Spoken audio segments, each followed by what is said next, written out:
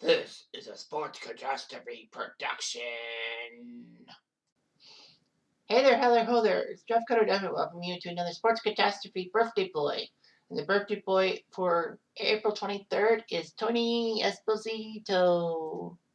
That's right, one of the best goaltenders in NHL history. He played in the NHL for the Chicago Blackhawks, most notably.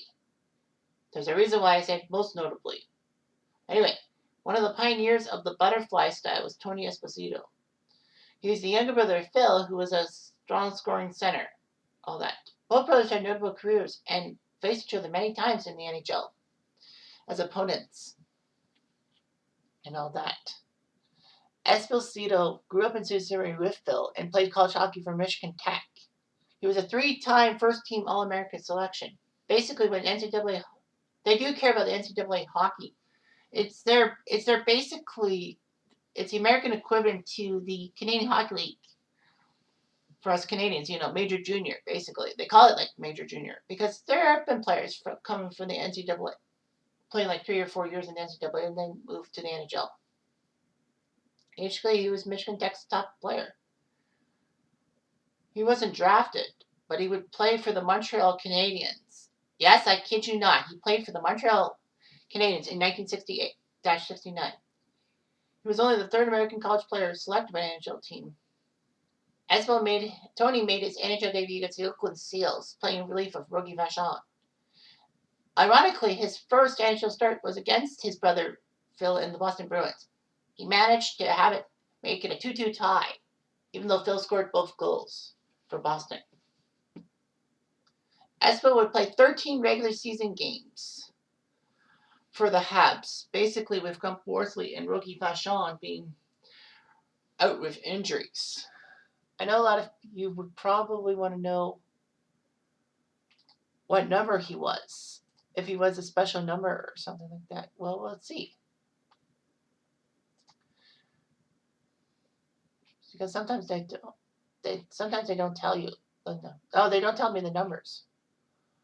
No, here's the number. So Tony actually wore Tony Esposito only wore number 29. That was weird. But yeah, so he wore 29 for the Habs back in 69. Gump Worsley wore number 1, as always. Rogie Vachon would wear number 30. Ernie Wakely would wear 29. But anyway, yeah. So anyway, he played 13 regular season games, but with Worsley and Vachon back healthy, he went to the minors.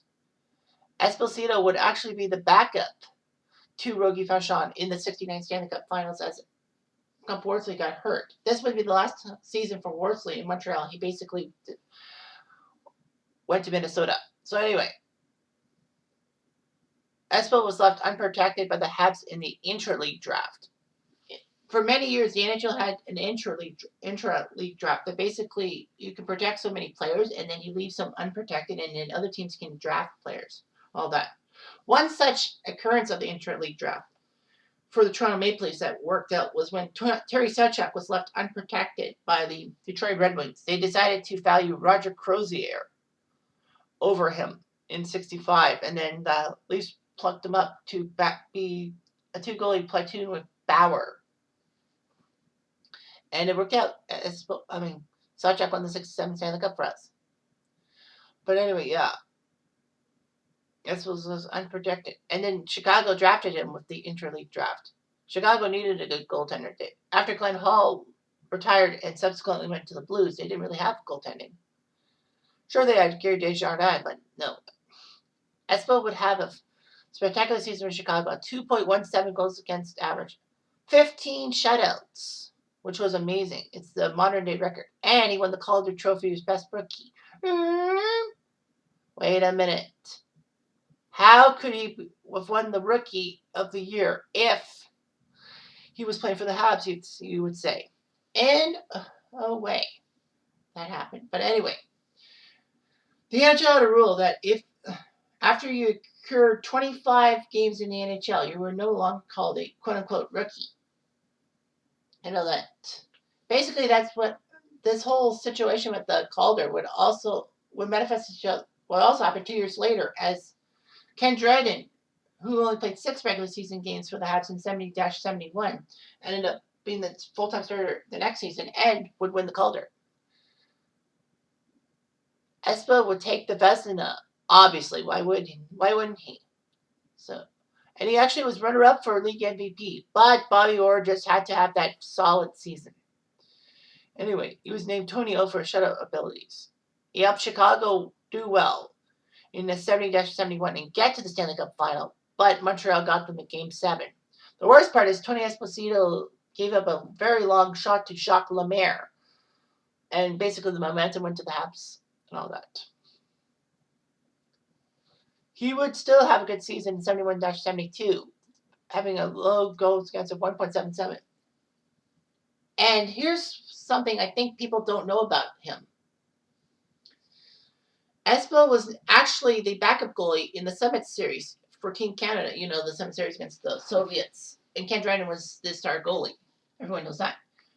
But, you know, he split the goalie duties with Ken Dryden evenly.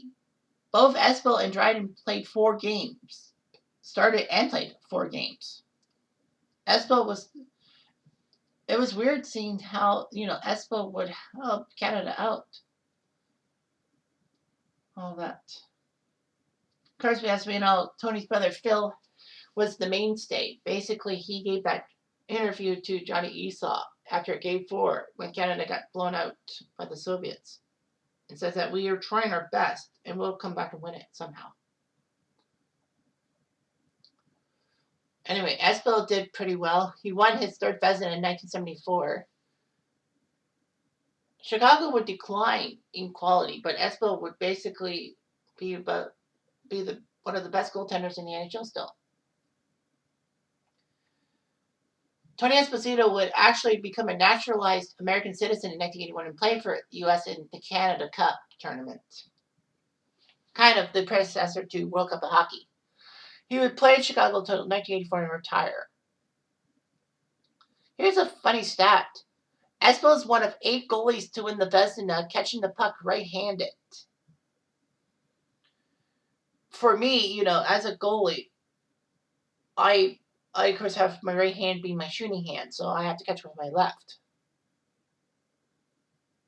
Anyway, the other 7 goalies who won the cup, who won the Vezina, catching right-handed, were Charlie Gardner, the legend Chicago from 32 and 34, Davey Kerr, 1940 for the Rangers, the ambidextrous Bill Durden of Montreal, 44 to 47, then 49 and 50. New York's Gilles Villemure, 1971. But that was basically when Vezina was given to the goalies that were part of the best team goals against wise. That changed in 1981. Tom Barrasso of the Sabres, 1984. Grant Fuhrer, 1988 with the Oilers. And Jose Theodore, 2002 Habs. It was the first NHL goalie, Espo was, to wear 35. Usually, goalie numbers were 1 and 30. All that. But because 1 and 30 were actually assigned to him before his rookie season in Chicago, he wore 35. He decided to keep wearing number 35 and all that. He would rename to the Hockey Hall of Fame in 1988 and subsequently get his number retired by the Blackhawks.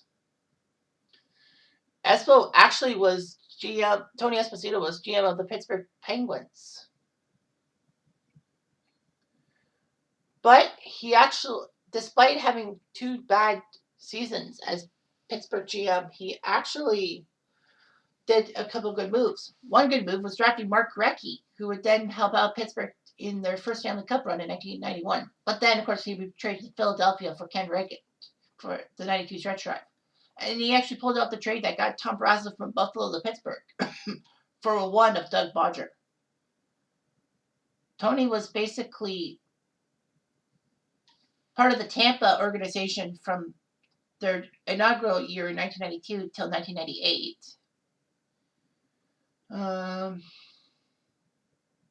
Yeah. Amazing, eh? So his list of achievements, a lot of NCAA achievements. He won the Cup in 69 before he won the Calder, kind of like Ken Dryden. He won 3 Vezinas, 70, 72, 74. He was in the All-Star game 6 times, 70 through 74, and then 1980. You played for Canada at the Summit Series and the World Championships in 1977, but then he played for the U.S. team in the 1981 Canada Cup. I think the Americans were. I don't know. I think they were fourth, weren't they, in the round robin? I have to take a look. So yeah. Yeah, the Americans were fourth, 2, 2, and 1. Canada was number 1, then the Soviets and the Czechs and the U.S. Sweden and Finland just really sucked. And I think the Americans didn't really have much of a goaltending thing.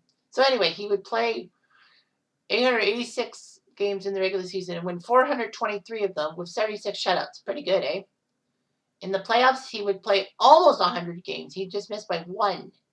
He was 45 and 53 in the playoffs with 6 shutouts. But the Blackhawks really were regressing in the late 70s. Tony Esposito has a wife and 2 sons. He would actually end up in popular culture being inspired by Garth, from Wayne's World. He would wear Esposito jersey while playing road hockey in Wayne's World and Wayne's World 2. So yeah, that's amazing. All that. The Espositos are a very solid family, and don't you forget it.